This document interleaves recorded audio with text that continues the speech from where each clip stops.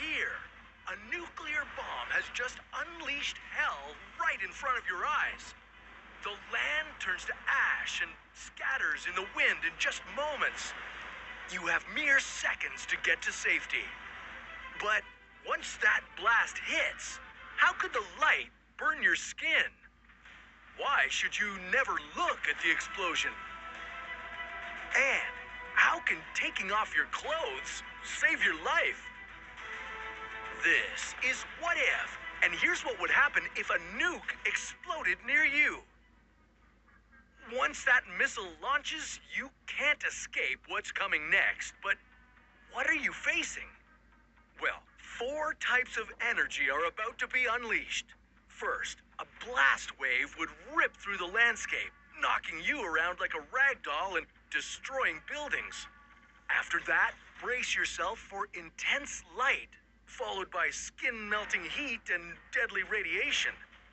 Then, a hot bubble of gas will form a fireball that will vaporize everything inside it. All that dust debris will shoot up into the air, creating the iconic mushroom cloud. Even if you somehow survived this nightmare, why would your life never be the same again? So far, only one nation has used a nuclear bomb against its enemy. The first of the 2 bombs dropped on Japan by the United States during World War II, Little Boy, decimated Hiroshima. It had the strength of 15 kilotons of TNT. But that's nothing compared to what nuclear weapons are packing today. The most powerful is 80 times stronger than what hit Hiroshima. Now, while that would be devastating and level everything for miles, it wouldn't make our planet a nuclear wasteland. You, on the other hand, well, you wouldn't be so lucky. If you happen to be in the blast vicinity, your days would be numbered. Remember that intense bright light? Yeah, well, that flash is strong enough to burn your skin off. These intense flash burns can be fatal, and they killed 50% of the people who died in Japan. And here's hoping you didn't stare directly into that blast, because this devastating light would oversaturate your retinal pigments and leave you blind. Flash blindness can go away after 2 minutes if the explosion happens during the day, but at night, you could be blinded for much longer. And if you weren't sheltered, you may not survive what's coming next. In just a fraction of a second, the nuclear fireball would expand out like a balloon rising into the sky. The heat from that fireball would send out a blast wave that would rip you and the ground under you apart. If you didn't make it indoors before the blast, the supersonic wave might kill you by ripping off your skin or sending you flying through the air. Then, a violent burst of thermal radiation would be released and head right toward you. And unfortunately for you, it's only going to get worse. Next, a second pulse would hit, lasting a few seconds this time. This wave would carry 99% of the total thermal radiation from the nuke.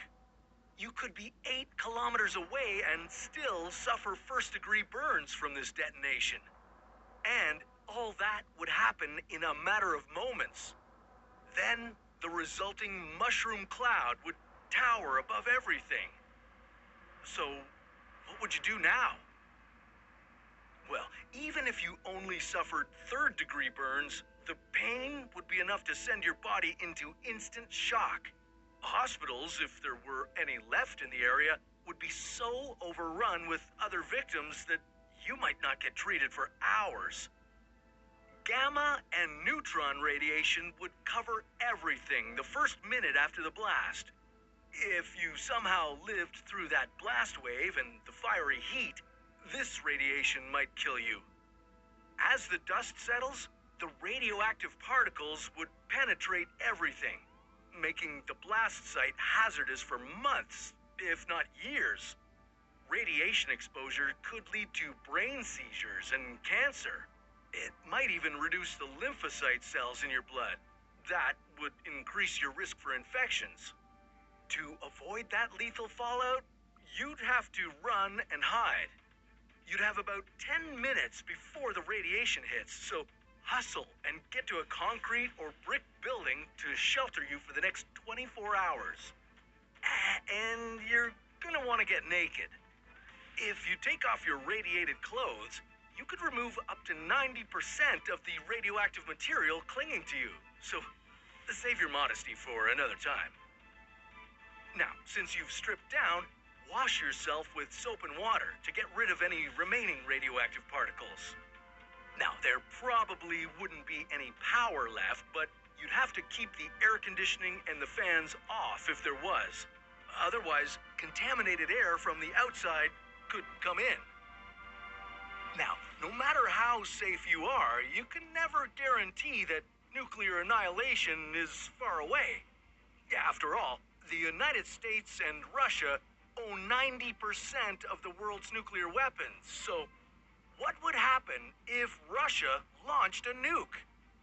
Well, get to the shelter and keep watching, because that's a story.